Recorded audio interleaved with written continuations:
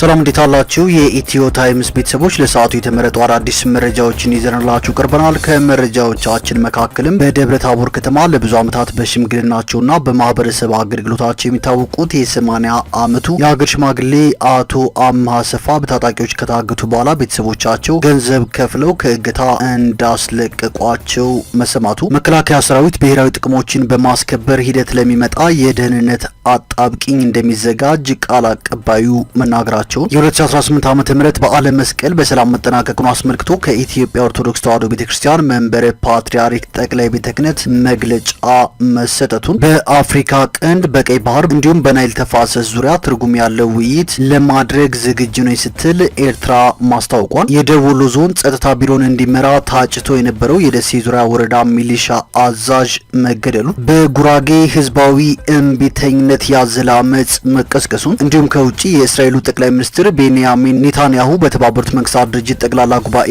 ንግግር ሊያደርጉ ሲሉ በርካታ ዲፕሎማቶች አዳራሹን ለቀው መውጣታቸውና ሌሎችን በዝርዝር የምንመለከታቸው መረጃዎች አካተናል። ቻናላችንን ሰብስክራይብ በማድረግ የደወል ምልክቷን በመጫንና መረጃውም ለብዙዎች እንዲዳረስ ላይክ በማድረግ እስከ መጨረሻው አብራችሁን ቆዩ።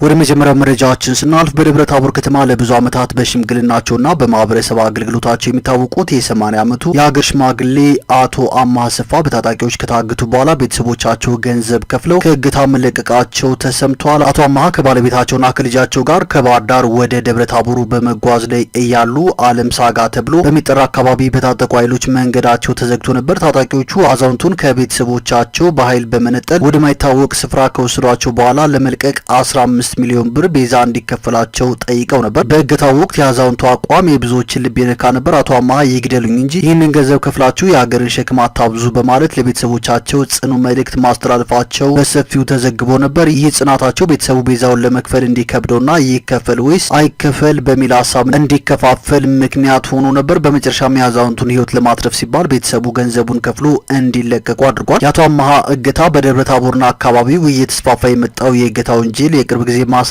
ነው። ታጣቂዎቹ በተለይ በውጭ ሀገር ዘመድ ያላቸውን ሰዎች ኢላማ በማድረግ እገታን እንደ አንድ የገቢ ማስገኛ መንገድ እየተጠቀሙበት መሆኑን የአካባቢው ነዋሪዎች ይናገራሉ። ከዚህ ቀደም አንድ መነኩሴ በተመሳሳይ መልኩ ታግተው በውጭ የሚኖሩ ልጆቻቸው ገንዘብ ከፍለው እንዳስለቀቋቸው ይታወሳል። ምንም እንኳን የተከበሩት አዛውንት አቶ አምሃ አሰፋ ቢለቀቁ በአካባቢው ያለው የጸጥታ ሁኔታ አሁንም አሳሳቢ መሆኑንና የጸጥታ አካላት የዜጎችን ደህንነት ለማስጠበቅ አፋጣኝ እርምጃን እንዲወስዱ ማህበረሰቡ ጥሪውን እያቀረበ ይገኛል። ወደ ቀጣዩ መረጃችን ስናልፍ መከላከያ ሰራዊት ብሔራዊ ጥቅሞችን በማስከበር ሂደት ለሚመጣ የደህንነት አጣብቂኝ እንደሚዘጋጅ ቃል አቀባዩ ተናግሯል። የኢትዮጵያ መከላከያ ሰራዊት እንደ በውሃ የመጠቀም መብትና የወደብ ጥያቄ ያሉ ብሔራዊ ጥቅሞችን በማስከበር ሂደት ውስጥ ሊከሰት ለሚችል የደህንነት አጣብቂኝ መዘጋጀት እንዳለበት የሰራዊቱ ቃል አቀባይ ብርጋዴር ጄኔራል ጌትነት አዳነ ተናግረዋል። በቅርቡ ለመከላከያ ሰራዊት አባላት ከፍተኛ ወታደራዊ መኮንኖች የተሰጠው የማዕረግ እድገት ተጨማሪ ግዳጅና ተልእኮንም ታሳቢ ያደረገ እንደሆነ የሰራዊቱ የሰው ሀብት አመራር ዋና መምሪያ ኃላፊ ሌተናል ጄኔራል አጫሉ ሸለመ ገልጸዋል። ሁለቱ ጄኔራሎች ከሳምንት በፊት የተሰጠውን የጦር መኮንኖች የማዕረግ እድገት በተመለከተ ማብራሪያ የሰጡት አርብ መስከረም 16 ቀን 2018 ዓ.ም በኢትዮጵያ ዜና አገልግሎት በተላለፈ ቃለ መጠይቅ ነው። ባለፈው ሳምንት ቅዳሜ መስከረም 10 ቀን በጠቅላይ ሚኒስትር አብይ አህመድ አቅራቢነት ለ66 መኮንኖች የማዕረግ እድገት መሰጠቱ ይታወሳል። ከፕሬዝዳንት ታዬ አጽቀሥላሴ እድገቱን ከተቀበሉት የጦር መኮንኖች መካከል አራቱ ወደ ሙሉ ጄኔራልነት ማዕረግ አግኝተዋል። የሙሉ ጄኔራልነት ማዕረግ ከተሰጣቸው መካከል ከዚህ ቀደም በሌተናል ጄኔራልነት ማዕረግ ላይ የነበሩት የጠቅላይ ኤታማዦር ሹም አማካሪ አለምሸት ደግፌና የመከላከያ ምህንድስና ዋና መምሪያ ኃላፊ ደስታ አብቼ ይገኙበታል። የመከላከያ ትምህርትና ስልጠና ዋና መምሪያ ኃላፊ ይመር መኮንንና የመከላከያ ኢንስፔክተር ኃላፊ ድሪባ መኮንንም ወደ ሙሉ ጄኔራልነት ማደጋቸው አይዘነጋም። በአሁኑ ወቅትም መንግስት ብሔራዊ ጥቅም በሚል በአጀንዳነት ያቀርባቸው ጉዳዮች መኖራቸውን የጠቀሱት ቃል አቀባዩ ከነዚህም መካከል በውሃ የመጠቀም መብትና የወደብ ጥያቄ እንደሚገኙበት ገልጸዋል። ጋዝ፣ የኒውክሌር ማብለያ ፕላንት፣ የማዳበሪያ ኢንዱስትሪዎች መመስረት ጉዳዮችም ከአጀንዳዎቹ መካከል እንደሆኑ አንስተዋል። ብርጋዴር ጄኔራል ጌትነት በህዝብ የተመረጠ መንግስት እነዚህም ብሔራዊ ጥቅሞችን እነዚህ ናቸው ላሳካቸው የምፈልገው እስካለ ድረስ ሰራዊቱ ደግሞ መዘጋጀት አለበት ብለዋል። ሰራዊቱ የሚያደርገው የመጀመሪያ ዝግጅት አጀንዳዎቹን በማስፈጸም ሂደት ውስጥ በሌላ አካል ሊፈጠር ከሚችል ወደ ኃይል አማራጭ መምጣት ጋር የተያያዘ እንደሆነ ተናግረዋል። የኢትዮጵያ መንግስትና ህዝብ ይህንን ጥያቄ ሲያነሳ በሰላማዊ መልኩ እፈታዋለሁ ብሎ ነው የሚያነሳው። ነገር ግን ደግሞ በዚህ ውስጥ የሚገባ ሴኩሪቲ ዳይለማ የሚባል ነገር አለ ሲሉ በሂደቱ የደህንነት አጣብቂኝ ሊፈጠር እንደሚችል ጠቁመዋል። ኢትዮጵያ ይህንን ካነሳችማ እንዲህ ሊሆን ነው ብሎ ወደ ኃይል አማራጭ የሚመጣ ነገር ከሆነ ሰራዊት መዘጋጀት አለበት ማለት ነው ሲሉ ሀሳባቸውን አብራርተዋል። በሰራዊቱ በኩል የሚደረገው ዝግጅትም የመንግስትን ተልእኮና ትዕዛዝ ያደረገ እንደሚሆንም አክለዋል። የመከላከያ ሰራዊት ቃል አቀባይ ይህንን የተናገሩት የኢትዮጵያ መንግስት ካለፉት 2 ዓመታት ወዲህ በተደጋጋሚ እያነሳ ያለው የባህር በር የማግኘት ጉዳይ ጎልቶ እየወጣ ባለበት ወቅት ነው። ጠቅላይ ሚኒስትር አብይ አህመድ ባለፈው ሳምንት መስከረም 6 ቀን 2018 ዓ.ም ባደረጉት ንግግር ኢትዮጵያ የጂኦግራፊ እስረኛ ሆና ለዘላለም እንደማትኖር መናገራቸው ይታወሳል። የኢትዮጵያ የባህር በር የማግኘት ጉዳይ አይቀሬ መሆኑን በአጽንኦት የገለጹት አብይ ሀገራት በፈጠነ ጊዜ ራሳቸውን ለድርድር ዝግጁ እንዲያደርጉም አሳስበዋል። ይህ በእንዲህ እንዳለ በአፍሪካ ቀንድ በቀይ ባህር በናይል ተፋሰስ ዙሪያ ትርጉም ያለው ውይይት ለማድረግ ዝግጁ ነኝ ስትል ኤርትራ ገልጻለች። በአሜሪካ የስቴት ዲፓርትመንት መስሪያ ቤት የፕሬዝዳንት ዶናልድ ትራምፕ ከፍተኛ አማካሪ የሆኑት ማሳድ ቡሎስ አሜሪካ ኒውዮርክ በተባበሩት መንግስታት ድርጅት ጉባኤ ላይ የሚገኙ ሲሆን ከተለያዩ ሀገራት ተወካዮች ጋር እየመከሩ ነው። ትናንትና ከኤርትራ የውጭ ጉዳይ ሚኒስቴር ኦስማን ሳላ ጋርም ውይይት አድርገዋል። ከትናንቱ ውይይት አንዱ ኢትዮጵያ ወደ አደባባይ ይዛው የወጣችውና ዓለም አቀፍ አጀንዳ ያደረገችው የቀይ ባህር ጉዳይ ይገኝበታል። የኤርትራው የውጭ ጉዳይ ሚኒስቴር ሀገራቸው ብሔራዊ ሉዓላዊነቷን በጠበቀ ሁኔታ በጋራ ጉዳዮች ላይ በተለይም በአፍሪካ ቀንድ በናይል ተፋሰስ በቀይ ባህር ዙሪያ ትርጉም ያለው ውይይት ለማድረግ ዝግጁ እንደሆነች ተናግረዋል። ኤርትራ ለቀጠናዊ ሰላምና ዘላቂ ልማት ቁርጠኛ መሆኗን የገለጹት ሳሌ ከአሜሪካ ጋር ትብብር ለማድረግ የተፈጠረውን እድል ሀገራቸው በደስታ እንደምትቀበል አመልክተዋል። የአሜሪካው ከፍተኛ ባለስልጣን ማሳድ ቦሎስ ሀገራቸው አሜሪካ ለዓለም አቀፍ ንግድ፣ ደህንነትና ጸረ ሽብርተኝነት ጥረቶች ወሳኝ በሆነ ቀጠና ውስጥ ውይይትና መግባባትን ለመፍጠር ጽኑ ፍላጎት እንዳላት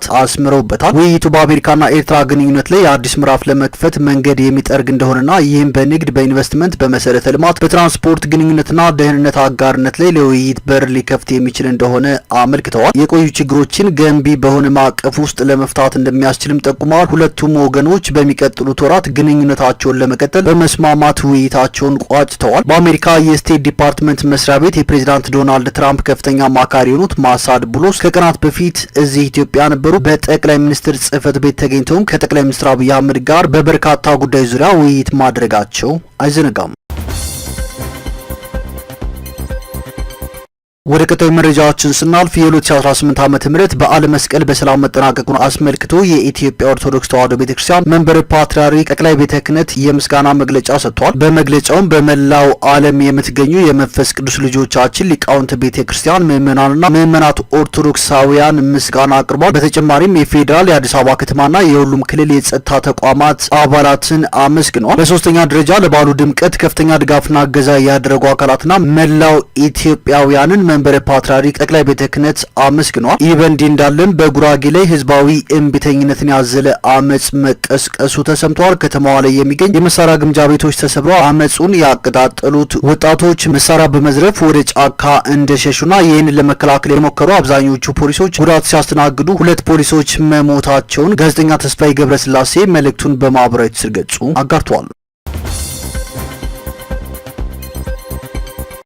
ወደ ቀጣዩ መረጃችን ስናልፍ የደቡብ ወሎ ዞን ጸጥታ ቢሮን እንዲመራ ታጭቶ የነበረው የደሴ ዙሪያ ወረዳ ሚሊሻ አዛዥ መገደሉ ተሰምቷል። አዛዡ ትናንት ምሽቱን ከደሴ በቅርብ ርቀት በተደረገ ውጊያ ነው በፋኖች የተገደለው ሲል ጋዜጠኛ ተስፋዬ ወልደስላሴ መልእክቱን በማህበራዊ ትስስር ገጹ አጋርቷል። በልጅ ኢያሱ ኮር ስር ከቤተ አማራ ክፍለ ጦር 1 ሻለቃና ከእዙ ተወርዋሪ 1 ሻለቃ የተውጣጡ የፋኖ አባላት በጋራ በመሆን በወሰዱት እርምጃም የሚሊሻ አዛዡን ጨምሮ በርካታ የአገዛዙ ወታደሮች እንደተገደሉ ነው የተገለጸው። ውጊያውም 019 ቀሌ አስግዶ ቀበሌን ጨምሮ ከደሴ ከተማ በውስን ኪሎ ሜትር ርቀት ላይ የሚገኙ የተለያዩ ቀበሌዎች በፋኖ ቁጥጥር ስር መግባታቸው ተሰምቷል። የፋኖ አባላቱ ከውጊያው ጎን ለጎን በቁጥጥራቸው ባስገቧቸው አካባቢዎች የሲቪል መዋቅር እያዋቀሩ ይገኛሉ ሲል ጋዜጠኛ ተስፋዬ ወልደስላሴ ጨምሮ ዘግቧል። ይህ በእንዲህ እንዳለም አገዛዙ ሰራዊቱን ወደ ኮምቦልቻ ጭኖ እየወሰዳቸው እንደሆነ መረጃዎች ወጥተዋል። ወደ ቀጣዩ መረጃችን ስናልፍ የእስራኤሉ ጠቅላይ ሚኒስትር ቤንያሚን ኔታንያሁ ትናንት አርብ በተባበሩት መንግስታት ድርጅት ጠቅላላ ጉባኤ ላይ ለንግግር ወደ መድረክ ሲያመሩ በርካታ ዲፕሎማቶችና ባለስልጣናት አዳራሹን ለቀው በመውጣት ተቃውሟቸውን አንጸባርቀዋል። ይሁንና ኔታንያሁ የአሜሪካና የእንግሊዝ ባለስልጣናትን ጨምሮ ጥቂት ተሰብሳቢዎች ባሉበት ንግግራቸውን ቀጥለዋል። ኔታንያሁ በንግግራቸው አውዳሚውን ጦርነት ለማስቆም ፈቃደኛ ለመሆናቸው ዓለም አቀፋዊ መገለልን እየጨመረባቸው ቢመጣም በሐማስ ላይ የምንወስደውን እርምጃ እንቀጥላለን ሲሉ ተደምጠዋል። ለፍልስጤም አገርነት እውቅና የሰጡ ሀገራትን ውሳኔዎች አሳፋሪ ውሳኔዎች ሲሉ ያጣጣሉም ሲሆን ውሳኔው ሽብርተኝነትን የሚያበረታታ ነው ብለውታል። እስራኤል በጋዛ የዘር ማጥፋት ወንጀል ፈጽማለች በሚል በመንግስታቱ ድርጅት የቀረበባትን ክስም መሰረተ ቢስ ነው በማለት ውድቅ አድርገዋል። ኔታንያሁ እስራኤል ሆን ብላ ወደ ጋዛ የሚገባውን የእርዳታ መጠን እየገደበች ነው በሚል በተደጋጋሚ የሚቀርብባት ክስን ማጣጥለዋል። እንግሊዝ፣ ፈረንሳይ፣ ካናዳ፣ አውስትራሊያን ጨምሮ ሌሎች ሀገራት ለፍልስጤም አገርነት እውቅና መስጠታቸውም ይታወቃል። ይሁንና ኔታንያሁ በትናንቱ ንግግራቸው እስራኤል የፍልስጤም አገርነትን እንደማትፈቅድ በአጽንኦት ገልጸው ይህ አቋም በብዙ እስራኤላውያን የተደገፈ ነው በማለት ገልፍ ቱዴይ ዘግቧል።